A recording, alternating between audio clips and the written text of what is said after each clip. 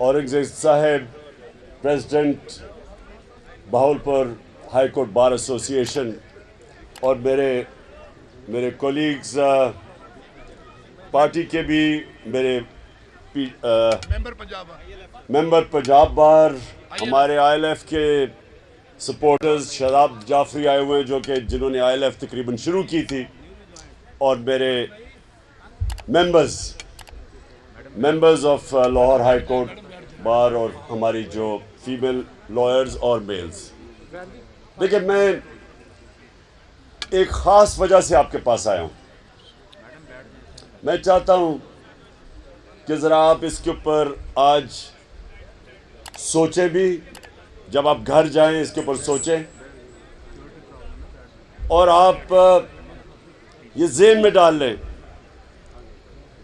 کہ جب تک ہم اس ملک کے اندر، ہم جو بار بار ایک بات کرتے ہیں قانون کی حکمرانی، اصل میں ہم بات کرتے ہیں انصاف کی۔ ہم کیوں کہتے ہیں قانون کی حکمرانی؟ کیونکہ جنگل کے قانون کے اندر طاقت کی حکمرانی ہوتی ہے، جن کو ہم بنانا ریپبلکس کہتے ہیں۔ بنانا ریپبلک ہوتی وہ ہے جہاں قانون نہیں ہوتا، انصاف نہیں ہوتا۔ اگر میرے سے کوئی یہ پوچھے کہ ایک چیز پاکستان میں اگر ہم ایک کام کر دیں جو ہمارے ملک کو ایک ترقی یافتہ ملک بنا دے گا، وہ کیا ہو؟ ایک چیز اگر اس ملک کو اگر ہم اس ملک کے اندر انصاف قائم کر دیں، اور انصاف کا مطلب یہ ہوتا ہے کہ طاقتور اور کمزور ان کے لیے ایک قانون بن جائے۔ میرے نبی صلی اللہ علیہ وسلم نے کہا تھا کہ تمہارے سے پہلے بڑی قومیں تباہ ہوئیں، جدھر جب چھوٹا چور چوری کرتا تھا وہ جیل میں، اور جب طاقتور چوری کرتا تھا اس کو وہ ملک کا نظام نہیں پکڑ سکتا تھا۔ یہ بیسکلی ایک چیز یاد رکھے، ایک چیز، جب تک ہم طاقتور ڈاکوؤں کو قانون کے نیچے نہیں لے کے آتے، یہ بھول جائیں کہ کوئی بھی اس ملک کو اوپر اٹھا سکتا ہے۔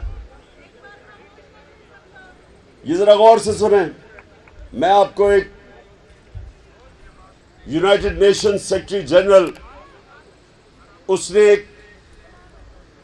ایک پینل بنائی ہے، کمیشن بنائی، پتہ چلانے کے لیے کہ غریب اور امیر ملکوں کے اندر یہ کیوں فاصلہ بڑھتا جا رہا ہے۔ غریب ملک غریب ہو رہے ہیں، امیر ملک امیر ترین ہوتے جا رہے ہیں۔ تو اس نے ایک پینل بٹھائی جس کا نام رکھا فیکٹ آئی پینل۔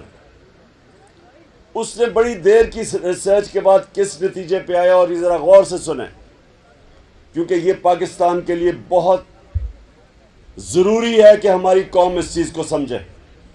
جو میں 26 سال اس ملک کے اندر انصاف کی جنگ لڑ رہا ہوں، کرپشن کے خلاف، کیونکہ انصاف آئے گا تو کرپشن ختم ہوگی۔ تو وہ جو فیکٹ آئی پینل کی فائنڈنگ وہ کیا تھی؟ اس کے مطابق ہر سال ڈیولپنگ ورلڈ، یعنی کہ ہماری طرح کے ملک جو ڈیولپ ہو رہے ہیں، غریب ملک، ان ملکوں سے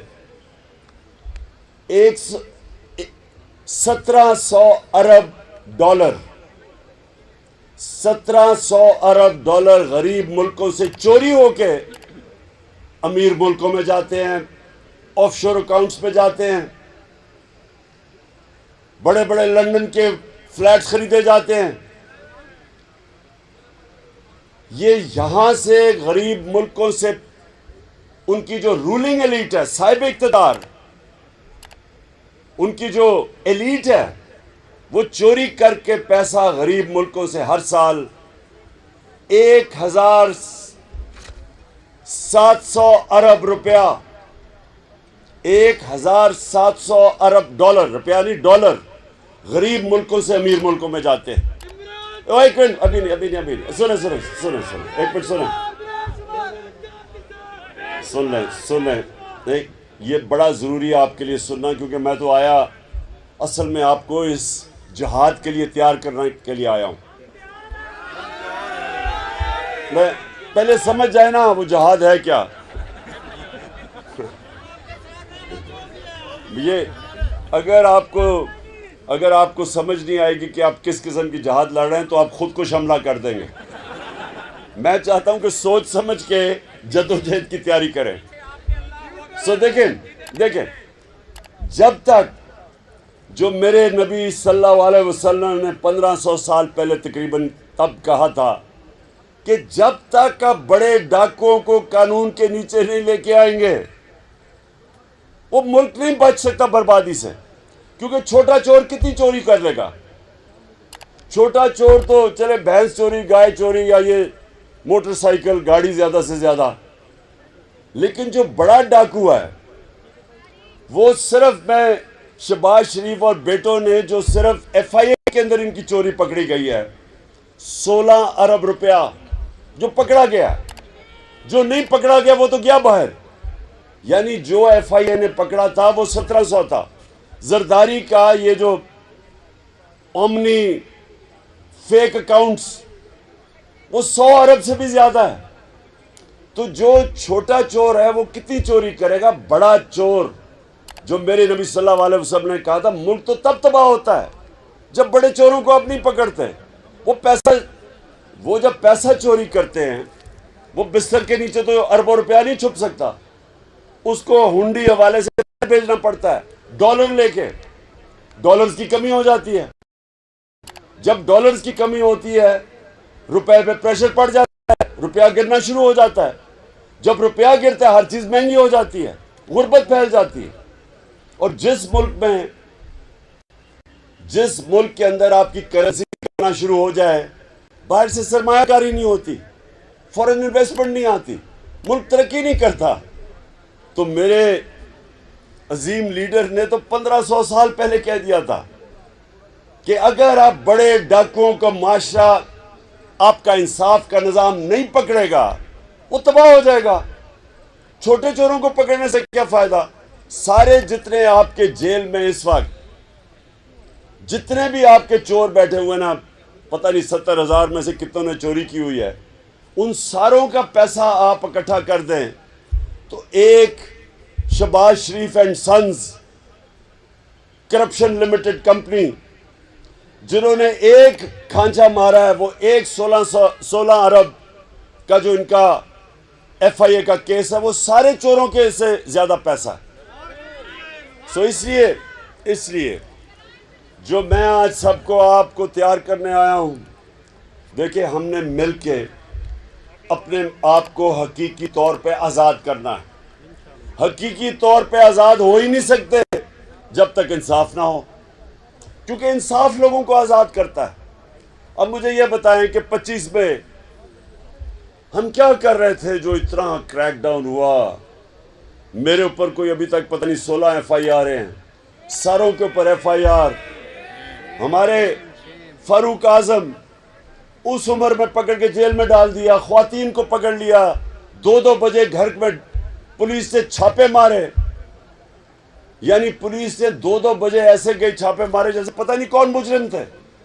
اور جرم کیا تھا کہ ایک ہم نے فیصلہ کیا تھا لانگ مارچ کا.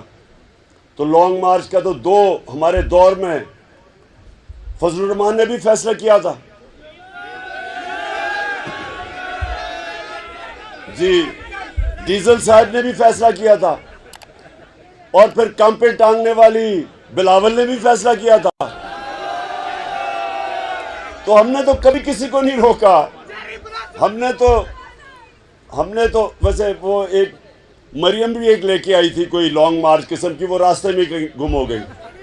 تو ہم نے تو کبھی کسی کو نہیں روکا. ہم نے نہ کسی کے لیے کوئی کنٹینر کھڑے کیے، نہ ہم نے ان کو کوئی ایف آئی آر کاٹی. تو ہمارے دور میں تو 3-4 لانگ مارچ ہوئی تھی. ہم نے بھی وہ ایک لانگ مارچ اناؤنس کی. پتہ ہزاروں لوگوں کو جیلوں میں ڈالا، لوگوں کے گھروں میں چھاپے مارے. اور پھر جب وہاں دیکھ رہے ہیں عورتیں بچے، وہاں اسلام آباد میں دیکھ رہے ہیں عورتیں بچے لبرٹی چوک میں، ان کے اوپر شیلنگ کی گئی. کبھی میں نے اس طرح پولیس کو فیملیز کے اوپر شیلنگ کرتے نہیں دیکھا. تو یہ اس کے لیے ہمیں انصاف کی جنگ لڑنی. یہ ہمارا رائٹ تھا. میرا آئین مجھے حق دیتا تھا. میرا آئین مجھے پرامن احتجاج کرنے کا حق دیتا تھا. اور پرامن احتجاج کیوں؟ کہ ملک کے اوپر بڑے بڑے ڈاکوں کو مسلط کر دیا گیا ایک سازش کے تحت.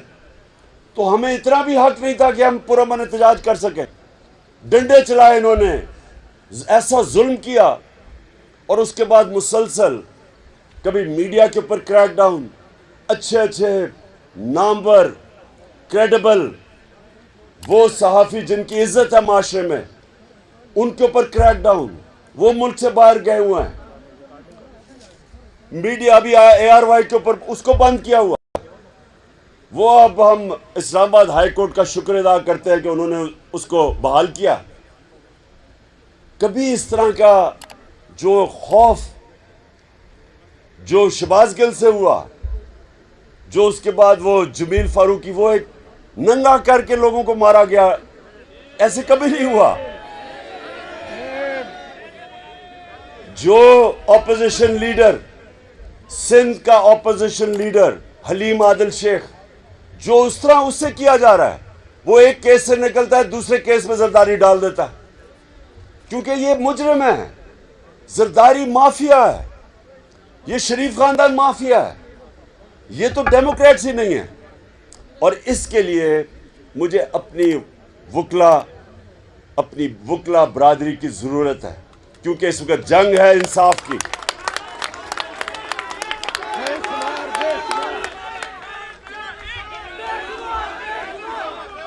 میں یہ چاہتا ہوں کہ میں چاہتا ہوں کہ یہ پاکستان کے اوپر جو قبضہ ہوا ہے, یہ چوروں کا, مافیاز کا, کارٹیلز کا, جو بڑے بڑے شوگر مافیا ٹائپ کارٹیلز جو چینی مہنگی کر کے اربوں روپے کا نفع کماتے ہیں لوگوں کی کمر توڑ کے, مہنگائی کر کے. یہ جو لینڈ مافیا ہے, سب سے بڑا مافیا یہ بن گیا. اس کے لیے ہم سب کو اکٹھے ہو کے انشاءاللہ ایک انصاف کا انقلاب لے کے آنا ہے. اور میں آپ کو یقین دلاتا ہوں, جس دن ہم نے رول آف لا, قانون کی بالادستی, جس دن ہم نے طاقتور کو قانون کے نیچے لیا ہے, جس دن کسی کی جرت نہ ہو کہ کسی کو جیل میں ٹارچر کیا جائے, کسٹوڈیل ٹارچر جسے کہتے ہیں, جو صحافی ہیں وہ ان کی آزادی ہو اپنی رائے کے لیے. ہاں, اگر قانون میں اگر وہ کسی کی توہین کرتے ہیں, کسی کو لائبل کرتے ہیں, تو قانون میں اس کی بھی سزا ملنی چاہیے جس طرح مغرب میں ملتی ہے. لیکن یہ نہ ہو کہ چینلز کو بند کر دیا, وہ اپنی جان بچا کے صحافی باہر بھاگ رہے ہیں. کسی کو عمران ریاض جیسے صحافی کو جیل میں ڈال دیا. وہ جو ارشد شریف جس کی اتنی رسپیکٹ ہے, اس کو چینل سے نکال دیا, وہ باہر ملک سے چلا گیا. یہ تو کوئی جمہوریت نہیں ہے. تو جمہوریت کو کون پروٹیکٹ کرتا ہے؟ سب سے زیادہ وکلا پروٹیکٹ کرتے ہیں. قانون پروٹیکٹ کرتا ہے جمہوریت کو, آئین پروٹیکٹ کرتا ہے, اور آئین کے ساتھ کھڑے ہوتے ہیں آپ. اور یاد رکھیں, پاکستان موومنٹ میں جو ہمارے نظریاتی لیڈر علامہ اقبال اور جو ہمارے عظیم لیڈر قائد اعظم, دونوں آپ کی برادری سے تھے, دونوں وکلا کمیونٹی سے تھے. اور پاکستان کے اندر خاص ایک رسپیکٹ ہے وکلا کی. اس لیے میں اپنی ساری پاکستان کی وکلا کمیونٹی کو آج دعوت دے رہا ہوں, جو مرضی پارٹی کے لیے آپ ووٹ کریں, یہ اس کا میرا کوئی مقصد نہیں کہ مجھے کوئی فرق نہیں پڑتا, لیکن قانون کے لیے. کیونکہ ابن خلدون لکھتا ہے کہ کہتا ہے میرا جو سارا قرآن کا مطالعہ ہے, ابن خلدون دنیا میں سب سے ریسپیکٹڈ ہسٹریوگرافر ہے، ہسٹری کا، ماڈرن ہسٹری کا، جس کو باپ کہتے ہیں۔ وہ کہتا ہے کہ میرا جو قرآن شریف کا مطالعہ ہے، میں اس نتیجے پہ پہنچا ہوں کہ اللہ نے انسان کو زمین پہ صرف ایک وجہ سے بھیجا ہے کہ اللہ کی زمین پہ انصاف قائم کیا جائے، اور یہی انصاف ہی فرق ہے۔ اصل میں تو انصاف ہی فرق ہے جانوروں کے معاشرے میں اور انسان کے معاشرے میں۔ جانوروں کے معاشرے میں مائٹ از رائٹ، طاقت کی حکمرانی، شیر جو مرضی چاہے کرے، باقی سارے جانور چھپتے پھرتے ہیں، ان کے کوئی حقوق نہیں ہیں۔ اور ہاں، وہ شیر نہیں، یہ جو جالی والے سرکس والے ہیں، میں اصل شیر کی بات کر رہا ہوں۔ اور انسانی معاشرہ وہ ہوتا ہے، شیرمان خان، عمران خان، انسانی معاشرہ وہ ہوتا ہے، انسانی معاشرہ جدھر کمزور کو قانون اس کی حفاظت کرتا ہے طاقتور سے۔ سویلائز سوسائٹی ہوتی وہ ہے جس کے اندر قانون کمزور کو پروٹیکٹ کرتا ہے۔ جب تک اگر قانون پروٹیکٹ نہیں کرتا کمزور کو، تو وہ پھر انسانی معاشرہ نہیں ہوتا، وہ صرف عقل مند جانور ہوتے ہیں، عقل مند جانوروں کا معاشرہ ہوتا ہے۔ اور یہ اس لیے اللہ نے، میں بھی یہ سمجھتا ہوں کہ جو اللہ نے 1,40,000 پیغمبر بھیجے تھے دنیا میں، ان ساروں کی جو کامن مشن تھی وہ کیا تھی؟ وہ دو چیزوں کی بات کرتے تھے، انصاف اور انسانیت۔ یہ دو چیزیں، کیونکہ یہ دونوں چیزیں ہمیں جانوروں سے فرق کرتی ہیں، اس لیے اللہ نے پیغمبر بھیجے تھے ہمیں انسان بنانے کے لیے۔ اور اس لیے انشاءاللہ پاکستان میں جو اب ہماری جہاد ہے وہ ہے انصاف کی۔ پاکستان زندہ باد۔